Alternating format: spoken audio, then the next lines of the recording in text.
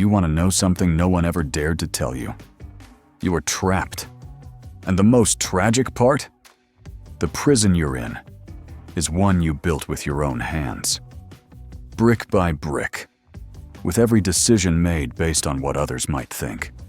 With every desire silenced for fear of disappointing.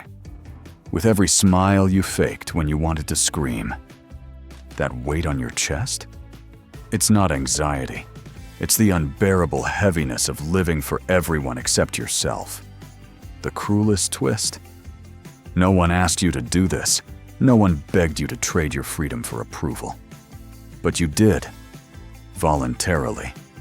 You handed over your voice in exchange for applause. You abandoned your authenticity for momentary acceptance. And now, when you look inward, what's left of you? What part is truly yours? And what part was shaped by fear, by pressure, by the need to belong? Here's the paradox. The thing you're clinging to for safety is the very thing pulling you under. What if control, perfection, and pleasing are the very chains keeping you from peace? Let's talk about that. Part 1. The illusion of control. You were taught that if you planned well, stayed disciplined, avoided mistakes, everything would go well. So you tried. You followed the rules. You stayed polite, predictable, pleasing. You monitored everything. Your tone, your timing, even your facial expressions. All for one goal: control. Because deep down, you believed that control meant safety. That if you could manage every outcome, you could avoid pain. If you just got everything right, life wouldn't hurt you. But Montaigne saw the flaw in this belief. From his quiet tower in the 16th century, he watched the world cling to plans, status, and perfection. And he named the truth.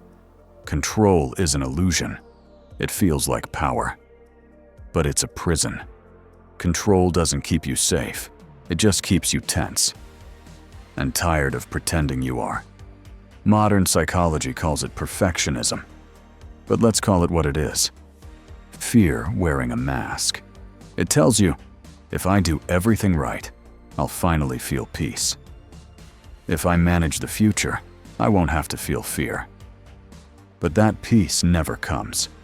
You just become more vigilant, more anxious, more alone. You overthink conversations. You plan your responses before anyone has spoken.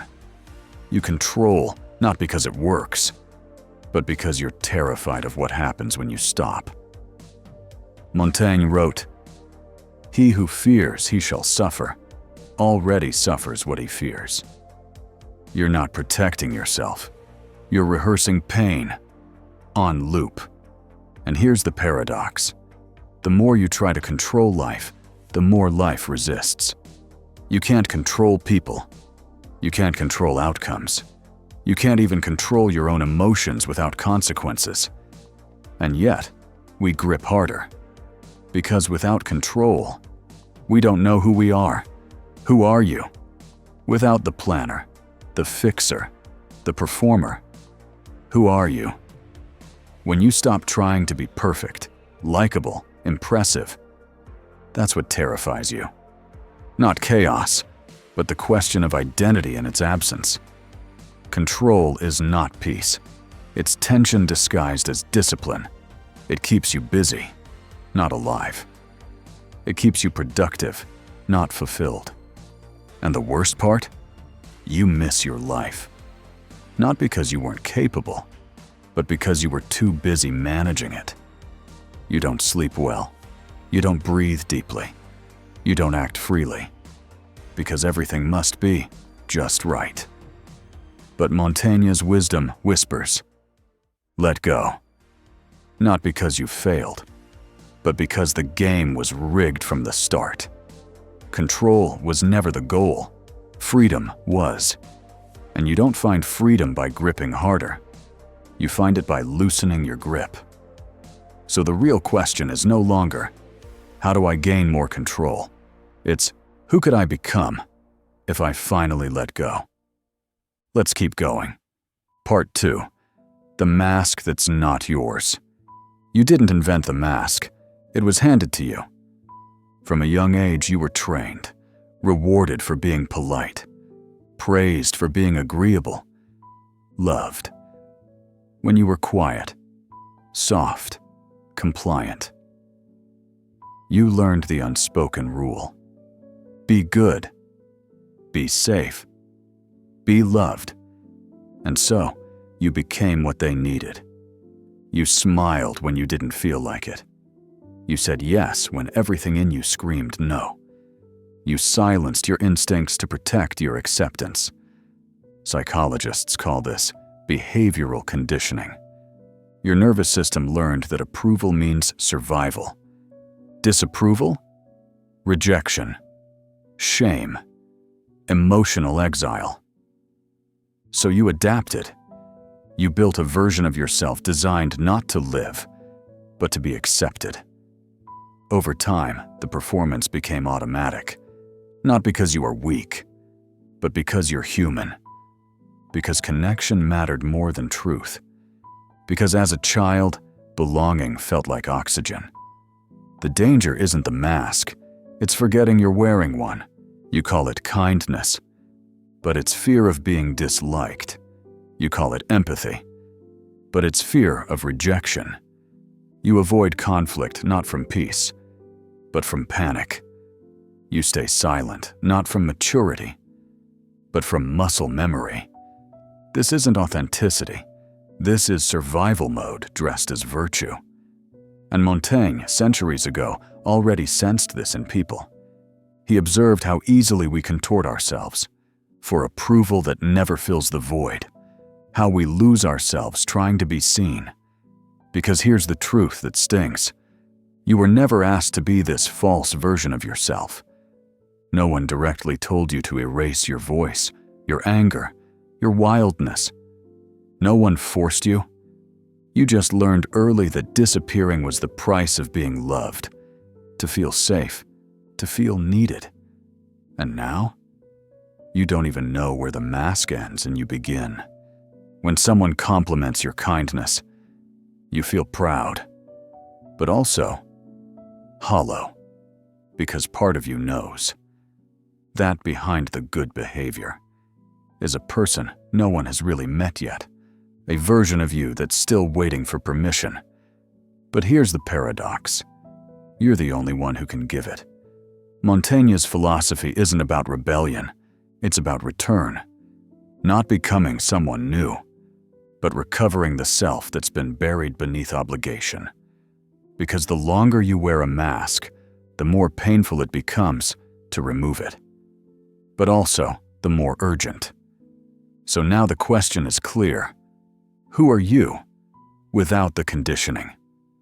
Who are you without the praise, the expectations, the emotional contracts you never signed? And more importantly, are you ready to find out? Part 3. The lie called success. You've worked hard, climbed step after step, reached levels you once only dreamed of. But still, something feels off. A dull ache beneath the accomplishments. An emptiness no title, no applause, no perfect photo can fill. That feeling is not failure. It's not ingratitude. It's a signal dash that you may have climbed the wrong ladder. And worse, you never questioned who built it. This is the lie of success, that if you meet the world's expectations, you'll finally feel whole. That if you study the right thing, land the right job, marry the right person, earn the right income, you'll arrive. But arrive where? Michel de Montaigne asked that same question, from a tower he built to escape the noise of the world. Not because he was hiding, but because he wanted to see clearly. He saw that most people don't live. They perform, not for others, but for the ghost of what should be. They chase a life that photographs well, but feels foreign on the inside. And when they get to the top, they don't feel peace. They feel panic. Because they realize this wasn't my vision. This was someone else's script. You don't feel fulfilled, not because you failed, but because you succeeded at the wrong thing. Modern psychology calls this imposter fulfillment. It's when you tick all the boxes, but none of them feel like yours. You keep going because turning back feels shameful. You keep running because stopping means facing a terrifying truth. You don't know what you actually want. But Montaigne would tell you, that moment of doubt, it's not weakness. It's your authentic self knocking, and the discomfort you feel is the cost of not listening. Because true success, real inner success, isn't about how you appear. It's about how aligned you are with your nature. It's waking up and knowing, I didn't sell myself today. I didn't betray my rhythm. I didn't fake my way through life. And here's the paradox. When you stop chasing success as image, you begin to feel success as reality. You stop needing approval because you've approved of yourself. You stop overcompensating because you've returned to what matters. So now, ask yourself, whose life are you living? Are your goals yours? Or did you inherit them from people too scared to ask better questions? Are your dreams truly yours? Or were they just hand-me-down expectations dressed up as ambition? Because if the life you're building doesn't reflect who you are, then success isn't a victory. It's a disguise. Part 4. The power of letting go. Letting go. Two words that sound passive, even careless, as if surrender means giving up. But Montaigne didn't see it that way. Neither did the Stoics, nor did the Buddhists. Because in truth, letting go is not a retreat. It's an act of profound strength. We've been taught that control equals safety, that the more tightly we hold on to people, plans, titles, identities, the more we'll secure our peace. But reality whispers something else. The more you cling, the more you suffer, because everything you hold from fear begins to hold you in return. Fear of losing status, fear of being alone, fear of change, of silence, of not knowing. So you grip harder, and in doing so, you exhaust yourself, not from what's happening, but from your resistance to what's happening. Montaigne once wrote, "A man who fears suffering is already suffering what he fears." He saw clearly that most of our pain doesn't come from the world, but from our refusal to accept its unpredictability. This is where detachment begins, not in indifference, but in liberation from illusion. Because what are you really afraid of losing? Look closer. What if the relationship you cling to is already gone in spirit? What if the identity you defend no longer represents who you are? What if the career you pursue is built on values you no longer believe in? You don't have to abandon everything, but you do have to loosen the grip. To ask, am I holding this because it's true to me, or because I'm afraid of what comes next if I don't? Letting go doesn't mean detaching from love. It means detaching from fear-based possession. In Buddhist philosophy, attachment is the root of suffering. Not because desire is wrong, but because when desire hardens into control, we begin to confuse possession with peace. You cannot fully enjoy what you fear to lose. You cannot be present with what you refuse to release. So letting go is not about loss. It's about clarity. It's about saying, I am no longer defined by this. I don't need this to feel worthy. I don't fear change. I welcome it. Freedom, in Montaigne's eyes, wasn't about doing whatever you want. It was about living without the weight of needing everything to go your way. To let go is to walk lighter. To be open to life, not as you demand it, but as it is. Raw, shifting, honest. And paradoxically, that's where your real strength begins. But what if everything you think you need is actually what's holding you back? Part 5. Rewrite your narrative. Every day, with or without knowing, you tell yourself a story. A story about who you are, what you're capable of, what you deserve.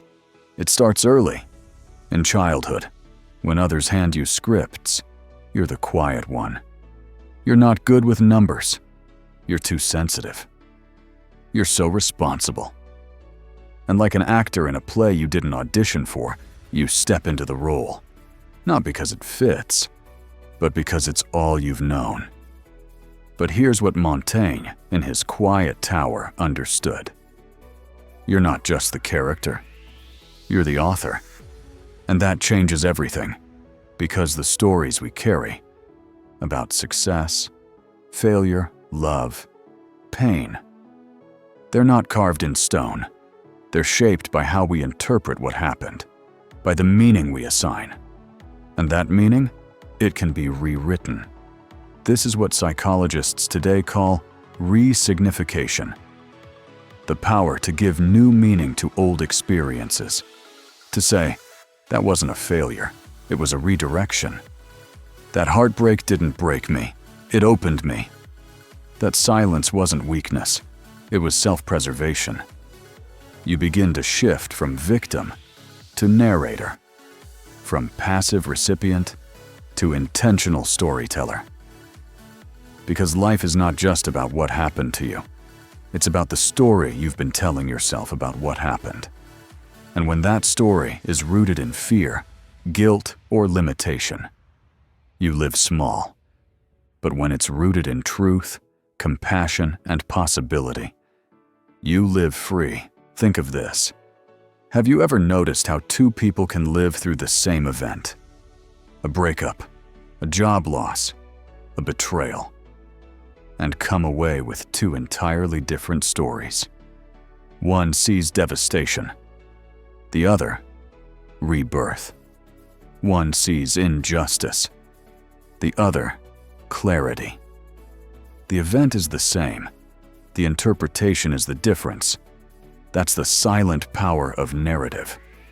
So what if your anxiety isn't just chemical, but narrative? What if your deepest doubts are just outdated scripts written by someone else?